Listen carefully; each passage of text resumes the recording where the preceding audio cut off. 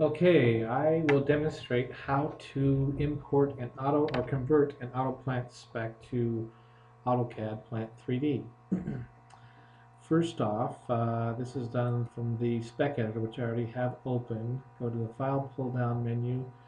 At Convert, I'm going to skip over the Autoplant Convert routine right now and go to the Settings at the bottom and choose the Autoplant Settings, just to show what properties are available to us. Basically we're converting the Access database to a SQL database, so we've got our Plant 3D property name um, relative to our Access database property name, and then whether we're matching those values or we're going to apply a value to between the two properties. There are geometry mapping parameters as well as property translations. I'm going to leave those to the defaults for now, unless I know an explicit or specific change that needs to be made. And just bring in a spec that was an Autoplant spec. I'm going to browse. I've placed a folder on my desktop under the ACNW. It says SV300 spec, and I'm going to place, in this case, just for my own personal uses, I'm going to place my output spec in that same directory. You would most likely put it into your project or your default Plant 3D directory, so it will be included in future projects. Go ahead and run that routine. You can see where basically just running through the mapping, picking the table names that we've had defined previously. It's going to be going to do the best it can with the information we have. I like to use the saying garbage in, garbage out, so as long as the spec coming in was created in a logical and orderly manner that SQL and Plant 3D can accept, it will come in just fine. I'm going to use this view conversion report just for the purposes of demonstration. Normally I just cancel out of this and go right into the spec editor. This shows me what my success was when it happened, where it happened, and I've got a 96.49% success in conversion. If I pick this button, it'll open this TXT file up in a notepad editor. I'm going to close this, see what 96.49% gives me. I'm just going to go to my file pull down, open spec, browse to the spec that was just created, double click on it. Same error log is available to me. This case, it tells me how many parts were unable to be converted. As I scroll through here, I see it's bolts, stud bolts, and gaskets. And I'm going to go ahead and close this. Those are pretty standard parts.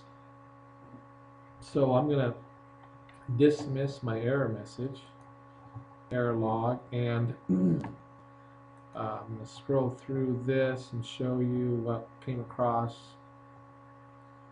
just peachy. And I've got, since that's pretty standard catalog of parts, I'm going to just go open my ASME catalog by word of explanation. The top of the spec editor is the spec sheet. The bottom half of the spec editor is the catalog viewer. I'm going to go ahead and hit the drop down arrow, go into my default location for my ASME pipes and fittings catalog, double click that to open it. We can add parts from multiple catalogs to a single spec, add all the parts in a catalog and create a spec from that. In this case, we're going to go to our filtering and pick a part category to change it to fasteners. That's going to limit the number of things I have to scroll through. In this case, I'm also going to limit it by pressure, class, and that's all the limiting I'm going to do. Maybe I'll do a flat face limiter as well. And then I'm going to pick a bolt set and go to this stud bolt set. Oh, it's kind of a big one. I'm going to go to this 1/2 inch to 24 inch. And then I'm going to grab a gasket, flat gasket, hold the shift key down, select it, and then hit this button in the middle and add that to my spec. I'm going to scroll up to my gasket. It's there. I can remove it from the spec. I can edit the parts in there. I'm going to go to my bolt set and double click on that. Same thing as hitting edit parts.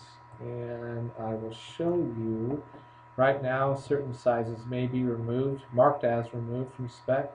I can remove additional sizes or unhide these. And then if there were some that were removed, I would be able to add them back to the spec.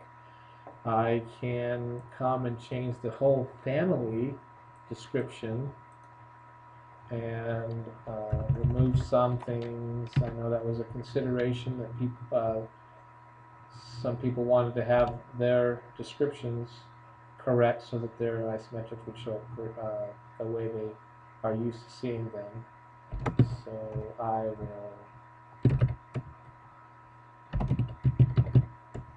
just make a change in the description, and all I did is just go in there, click it once and click it again to be able to start making changes.